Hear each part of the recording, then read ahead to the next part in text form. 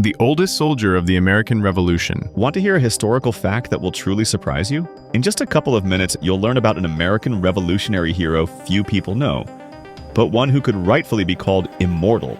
Well, he did die, but let's not get ahead of ourselves. Today, I'll tell you the story of Samuel Whittemore, an American colonist. His parents were English, but he himself was born in the New World, in 1696 in Massachusetts.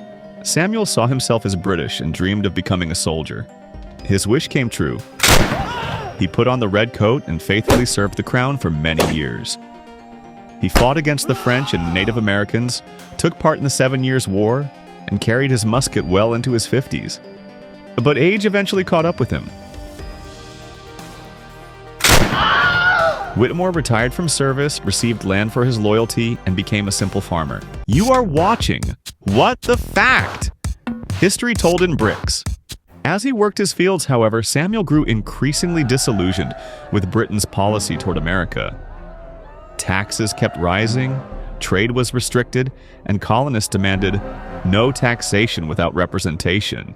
A veteran British soldier who turned into a colonist clearly saw the injustice of the Crown's rule. Tension kept building, and Samuel became increasingly involved in political matters and was often chosen as a local representative.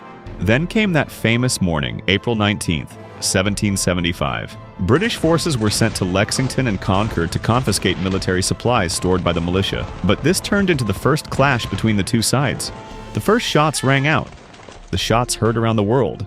After the skirmishes at Lexington and Concord, militia from the surrounding countryside quickly converged on the scene. As the British regulars began their retreat toward Boston, colonial forces harassed them along the road, firing from behind trees, fences, and stone walls. The hero of our story was already an old man. He was 78 years old at that time. Too old to join the militia at the very start, he only heard the muskets firing in the distance. But as the British regulars completed their mission and began marching back, their route took them past Whittemore's home. At 78 years old, Samuel loaded his musket, 2 pistols, grabbed his sword, and waited in ambush. When the redcoats appeared on the road, the old man stepped out and fired.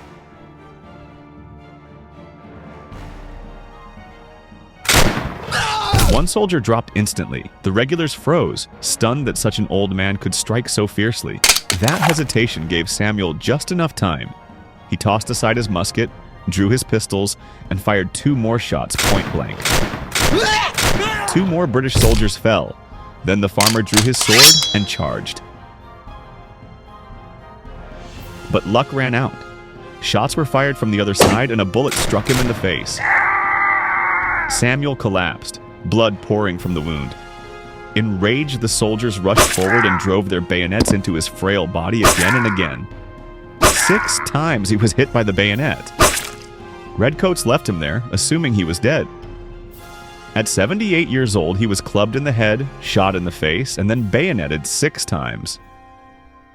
An hour later, local colonists found him, and to their shock, Whittemore was still alive. He was barely alive. Nevertheless, he crawled to a wall, leaned against it, and tried to load his musket. When he saw some locals, he said, "If you go after the soldiers, take me with you."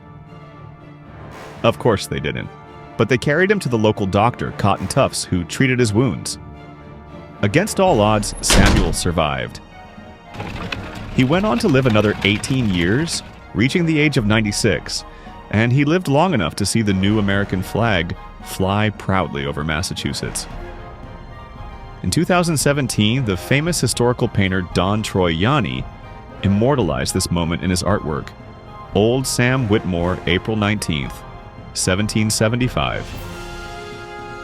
In 2005, Massachusetts Senator Robert Havern III proposed that Whittemore be proclaimed the official state hero of Massachusetts, and his memory be commemorated on February 3rd each year. For more stories like this and incredible history told in brick style, check out LCM History. Subscribe so you don't miss the next one. See you soon. Farewell.